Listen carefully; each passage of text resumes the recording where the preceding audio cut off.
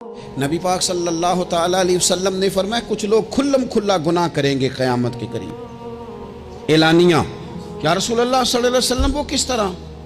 तो हुजूर फरमाते उन्होंने रात को गलती की थी, रब ने उनकी गलती पर पर्दा डाल दिया।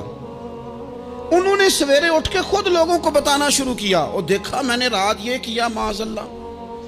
फरमाया जब उन्होंने अल्लाह के पर्दे को खोला तो फिर रब ने भी उनका पर्दा खोल दिया। जान हाजिर है मुस्तफा के लिए।